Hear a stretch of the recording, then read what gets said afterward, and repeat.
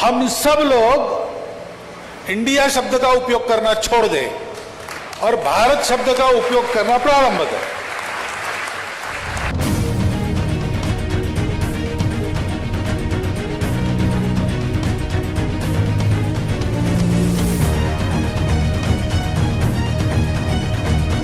ನಮಸ್ಕಾರ ಸ್ನೇಹಿತರೆ, ಸುದ್ದಿಯಾನಕ್ಕೆ ಸ್ವಾಗತ. ನಾನು ಹರಿಪ್ರಸಾದ್. ಇಂಡಿಯಾವೋ ಭಾರತವೋ ಅನ್ನುವಂತಹ ಪ್ರಶ್ನೆಯೊಂದು ಈಗ ಮುನ್ನೆಲೆಗೆ ಬಂದಿದೆ. ಆರ್ಎಸ್ಎಸ್ನ ಸರಸಂಘ ಚಾಲಕ ಮೋಹನ್ ಭಾಗವತ್ ಅವರು ಕಳೆದ ಶುಕ್ರವಾರ ಗುವಾಹಟಿಯಲ್ಲಿ ಮಾತನಾಡ್ತಾ, ಇನ್ನು ಮುಂದೆ ನಾವೆಲ್ಲರೂ ನಮ್ಮ ದೇಶವನ್ನ ಭಾರತ ಎಂದು ಕರೆಯೋಣ. ಇಂಡಿಯಾ ಅಂತ ಇಂಗ್ಲಿಷ್ನಲ್ಲಿ ಬಳಕೆಯಲ್ಲಿದೆ ನಿಜ, ಹಾಗಿದ್ರೂ ಭಾರತ್ ಅಂತಲೇ ಕರೆಯೋಣ.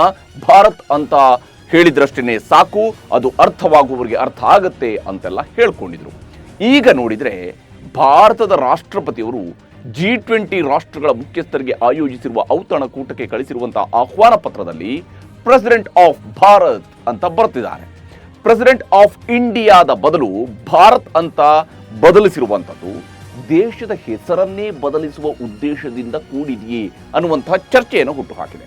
ಇಷ್ಟಕ್ಕೂ ಇದ್ದಕ್ಕಿದ್ದಂತೆ ದೇಶದ ಹೆಸರನ್ನ ಇಂಡಿಯಾ ಎಂದು ಕರೆಯುವಲ್ಲಿ ಭಾರತ್ ಅಂತಲೇ ಕರೆಯಬೇಕು ಎನ್ನುವ ಕರೆ ಹೊರಬಿದ್ದಿದ್ದು ಏಕೆ? ಇಂಡಿಯಾ ಮೈತ್ರಿಕೂಟದ ಬಗ್ಗೆ ಮೋದಿ ಸರ್ಕಾರಕ್ಕೆ ಭಯ ಶುರುವಾಗಿದೆಯೇ? ಭಾರತ್ ಹೆಸರಿನಿಂದಲೇ ದೇಶವನ್ನ ಕರೀಬೇಕು ಅನ್ನುವಂತಹ ಹಠ ಏಕೆ? ಇಷ್ಟಕ್ಕೂ ಭಾರತದ ಹೆಸರನ್ನ ಇಂಡಿಯಾ ಮತ್ತು ಭಾರತ ಎಂಬ ಎರಡು ಹೆಸರುಗಳಲ್ಲಿ ಕರೆಯುವ ವಿಚಾರಕ್ಕೆ ಸಂಬಂಧಿಸಿದಂತೆ, ಅದರಲ್ಲೂ ವಿಶೇಷವಾಗಿ ಇಂಡಿಯಾದ ಬದಲು ಭಾರತ ಅಂತಲೇ ನಾಮಕರಣ ಮಾಡಬೇಕು ಅನ್ನೋದರ ಬಗ್ಗೆ ದೇಶದ ಸಂವಿಧಾನ ರಚನೆಯ ಸಂದರ್ಭದಲ್ಲಿ ಏನಾದರೂ ಚರ್ಚೆ ನಡೆದಿತ್ತಾ? ಸಂವಿಧಾನದಲ್ಲಿ ದೇಶದ ಹೆಸರನ್ನ ಅಂಗೀಕಾರ ಮಾಡುವುದಕ್ಕಿಂತ ಮುಂಚಿತವಾಗಿ ನಡೆದಿದ್ದ ಕಾನ್ಸ್ಟಿಟ್ಯೂಯೆಂಟ್ ಅಸೆಂಬ್ಲಿಯ ಚರ್ಚೆಯಲ್ಲಿ 1949 ಸೆಪ್ಟೆಂಬರ್ 18ರಂದು ನಡೆದಿದ್ದ ಚರ್ಚೆಯಲ್ಲಿ ಯಾರು ಭಾರತ ಮತ್ತು ಇಂಡಿಯಾ ಎಂಬ ಎರಡು ಹೆಸರುಗಳ ವಿಚಾರದಲ್ಲಿ ಹೇಗೆ ಮತ ಚಲಾವಣೆಯನ್ನ ಮಾಡಿದ್ರು ಮತ್ತು ಇಷ್ಟಕ್ಕೂ ಭಾರತದ ಸಂವಿಧಾನದ ಪ್ರಕಾರ ದೇಶದ ಹೆಸರನ್ನು ಹೇಗೆ ವ್ಯಾಖ್ಯಾನ ಮಾಡಿದ್ದಾರೆ ಅನ್ನೋದನ್ನು ಕೂಡ ನಾನು ನಿಮಗೆ ವಿವರಿಸ್ತೀನಿ. ನಿಷ್ಪಕ್ಷಪಾತ ಜರ್ನಲಿಸಂ ಮಾಡುವಂತಹ ಸುದ್ದಿಯಾನದ ಸಬ್ಸ್ಕ್ರೈಬರ್ ಆಗೋದಕ್ಕೆ ಮರಿಬೇಡಿ. ಹಾಗೆಯೇ ನೀವು ಕಾಮೆಂಟನ್ನು ಪೂರ್ತಿ ಎಪಿಸೋಡ್ ನೋಡಿದ ನಂತರ ಕಾಮೆಂಟ್ ಮಾಡಿ ನಿಮ್ಮ ಅಭಿಪ್ರಾಯವನ್ನು ಖಂಡಿತವಾಗಲೂ ಕೂಡ ಕಾಮೆಂಟ್ ಮೂಲಕವಾಗಿ ತಿಳಿಸಿ ಅನ್ನುವಂತಹ ವಿನಂತಿಯನ್ನು ಮಾಡ್ತಾ ಇದ್ದೀನಿ. ಸ್ನೇಹಿತರೆ, India that is Bharat shall be a union of states ಅನ್ನುವಂಥದ್ದು ಭಾರತದ 1950 ಸಂವಿಧಾನದಲ್ಲಿ ಆರ್ಟಿಕಲ್ 1ರಲ್ಲಿ ಉಲ್ಲೇಖವಾಗಿರುವ ದೇಶದ ವಿವರಣೆ. ಸಂವಿಧಾನ ಇಂಡಿಯಾ ಅಂದರೆ ಭಾರತ ಒಂದು ರಾಜ್ಯಗಳ ಒಕ್ಕೂಟ ಅಂತ ಕರೆದಿದೆ. ಆದರೆ ಈಗ ಭಾರತದ ರಾಷ್ಟ್ರಪತಿ G20 ರಾಷ್ಟ್ರಗಳಿಗೆ ಆಯೋಜಿಸಿರುವ ಔತಣಕೂಟದಲ್ಲಿ ಪ್ರೆಸಿಡೆಂಟ್ ಆಫ್ ಭಾರತ್ ಎಂದು ತಮ್ಮನ್ನು ತಾವು ಕರೆದುಕೊಂಡಿದ್ದಾರೆ. ಇಲ್ಲಿ ಪ್ರೆಸಿಡೆಂಟ್ ಆಫ್ ಇಂಡಿಯಾ ಎಂದು ಇದುವರೆಗೆ ಆಹ್ವಾನ ಪತ್ರಿಕೆಯಲ್ಲಿ ಮುದ್ರಿಸಲಾಗ್ತಾ ಇತ್ತು. ಇದ್ದಕ್ಕಿದ್ದಂತೆ ಪ್ರೆಸಿಡೆಂಟ್ ಆಫ್ ಇಂಡಿಯಾ ಎನ್ನುವ ಬದಲು ಪ್ರೆಸಿಡೆಂಟ್ ಆಫ್ ಭಾರತ್ ಎಂದು ಕರೆದಿರುವಂಥದ್ದು, ಹಾಗೆ ಬರೆದಿರುವಂಥದ್ದು ಹಲವರ ಹುಬ್ಬಿರುವಂತೆ ಮಾಡಿಸಿದೆ. ಇದಕ್ಕೂ ಮುಂಚಿತವಾಗಿ RSSನ ಸರಸಂಘ ಚಾಲಕರಾಗಿರುವಂತಹ ಮೋಹನ್ ಭಾಗವತ್ ಅವರು ಸೆಪ್ಟೆಂಬರ್ 1ರಂದು ಭಾರತವನ್ನ ಇನ್ನು ಮುಂದೆ ಇಂಡಿಯಾ ಅಂತ ಕರೆಯೋದು ಬೇಡ, ಭಾರತ ಅಂತಲೇ ಕರಿಬೇಕು, ಇಂಗ್ಲಿಷ್ನಲ್ಲಿ ಮಾತನಾಡುವಾಗ ಇಂಡಿಯಾ ಅಂತ ಹೇಳ್ಕೊಳ್ತೀವಿ ನಿಜ, ಆದರೆ ಅದು ಬೇಕಿಲ್ಲ, ಭಾರತ ಎನ್ನುವ ಹೆಸರು ಶತಶತಮಾನಗಳಿಂದಲೂ ಕೂಡ ಚಾಲ್ತಿಯಲ್ಲಿದೆ, ಹೀಗಾಗಿ ಭಾರತ್ ಅಂತಲೇ ಕರಿಬೇಕು ಅಂತ ಕರೆ ಕೊಟ್ಟಿದ್ರು. हम सब लोग इंडिया शब्द का उपयोग करना छोड़ दें और भारत शब्द का उपयोग करना प्रारंभ करें. कभी कभी अंग्रेजी जानने वालों के सामने हमको बोलना पड़ता है, तो भाषा के प्रवाह में ही इंडिया आ जाता है, क्योंकि उनको समझना चाहिए, कोई जरूरत नहीं है. जो विशेष नाम होते हैं उसका भाषांतर नहीं किया जाता, दुनिया में कहीं नहीं करते. ऐसे हमारा भारत देश है, सदियों से उसका नाम है. ಇಷ್ಟಕ್ಕೂ ಇದ್ದಕ್ಕಿದ್ದಂತೆ RSSನ ಮುಖ್ಯಸ್ಥರು ಈ ರೀತಿಯಲ್ಲಿ ಇಂಡಿಯಾ ಬದಲು ಭಾರತ್ ಅಂತಲೇ ಬಳಕೆ ಮಾಡುವಂತೆ ಕರೆ ಕೊಟ್ಟ ನಂತರ ದೇಶದ ಹೆಸರನ್ನ ಭಾರತ್ ಎಂದು ಬದಲಿಸಬೇಕು ಎನ್ನುವ ಕೂಗು ಜೋರಾಗಿದೆ. ಅದರಲ್ಲೂ ಅಸ್ಸಾಂನ ಮುಖ್ಯಮಂತ್ರಿ ಹಿಮಂತ್ ಬಿಸ್ವಾ ಶರ್ಮಾ ರಿಪಬ್ಲಿಕ್ ಆಫ್ ಭಾರತ್ ಆಗಿ ಅಮೃತ ಕಾಲದಲ್ಲಿ ಯಾವುದೇ ಮುಚ್ಚುಮರೆ ಇಲ್ಲದೆ ಖುಷಿಯಿಂದ ಹೆಜ್ಜೆ ಹಾಕುತ್ತಿದ್ದೇವೆ ಅಂತ ಟ್ವೀಟ್ ಮೂಲಕ ಹೇಳಿದ್ದಾರೆ.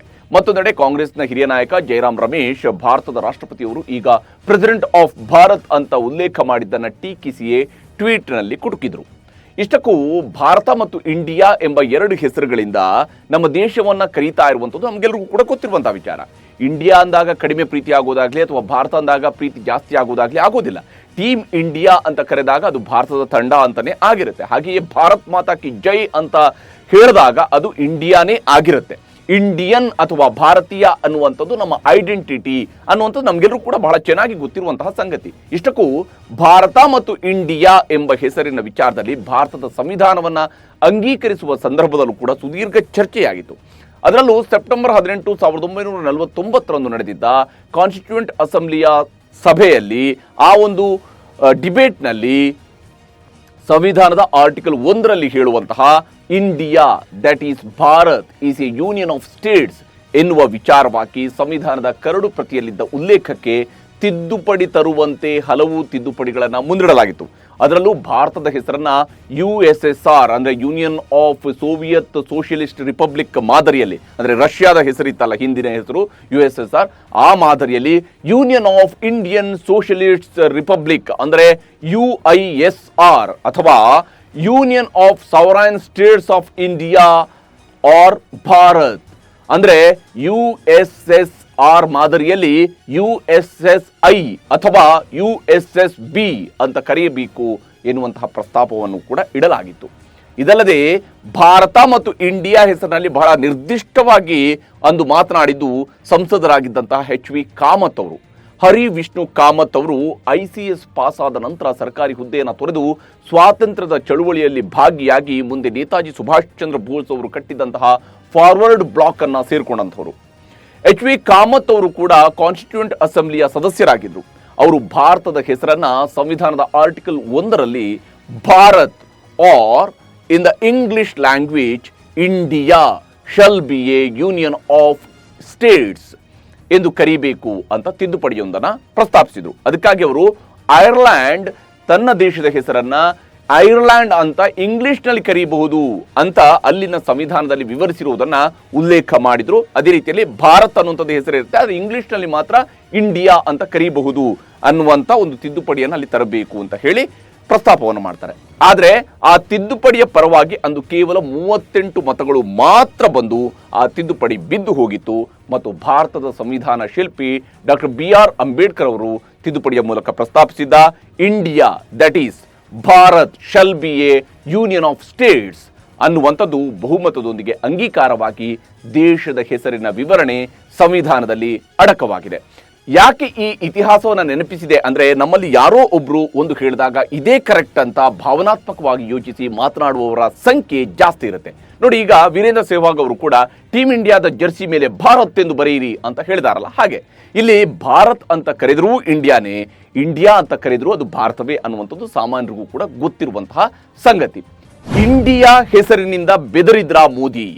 ಭಾರತದ ಪ್ರಧಾನಮಂತ್ರಿ ನರೇಂದ್ರ ಮೋದಿ ಇದುವರೆಗೆ ಭಾರತ್ ಎಂಬ ಹೆಸರಿನಿಂದಲೇ ನಮ್ಮ ದೇಶವನ್ನು ಕರೀಬೇಕು ಅಂತ ಎಲ್ಲೂ ಕೂಡ ಹೇಳಿಲ್ಲ. ಆದರೆ RSS ಮುಖ್ಯಸ್ಥರ ಮಾತು, ರಾಷ್ಟ್ರಪತಿಯವರ ಪತ್ರದ ನಂತರ ಪ್ರತಿಪಕ್ಷಗಳು ಮಾತ್ರ ನೇರವಾಗಿ ಪ್ರಧಾನಿ ಮೋದಿಯವರ ಮೇಲೆ ಮುಗಿಬಿದ್ದಿವೆ.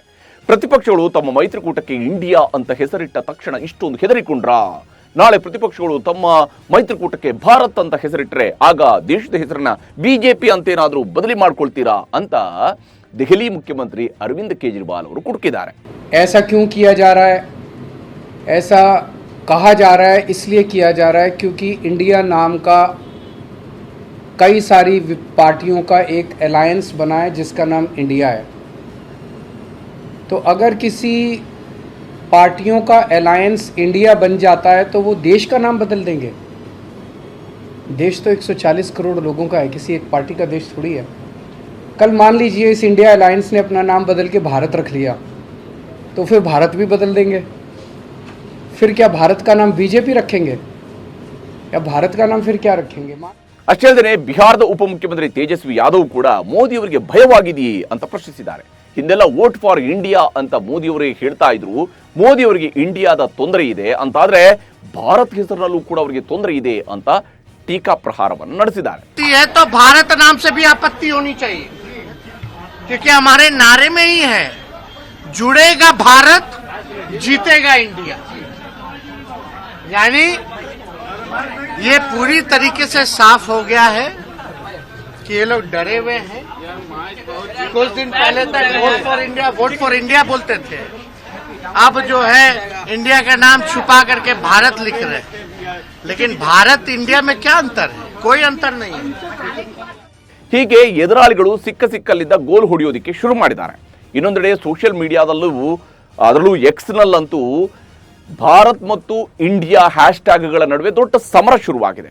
ಭಾರತ್ ಅಂತಲೇ ಹೆಸರಿಡುವಂಥದ್ದು ಸಿಕ್ಕಾಪಟ್ಟೆ ಖುಷಿಯ ವಿಚಾರ ಅಂತ ಬಿಜೆಪಿ ಪರವಾಗಿ ಇರುವಂಥವರು ಬಹುತೇಕರು ಕಂಡು ಬರ್ತಾ ಇದ್ದಾರೆ. ಹಾಗೆ ಅಂತೇಳಿ ಧ್ವನಿ ಎತ್ತಿ ಸೆಲೆಬ್ರೇಟ್ ಅನ್ನು ಮಾಡ್ತಾ ಇದ್ದಾರೆ.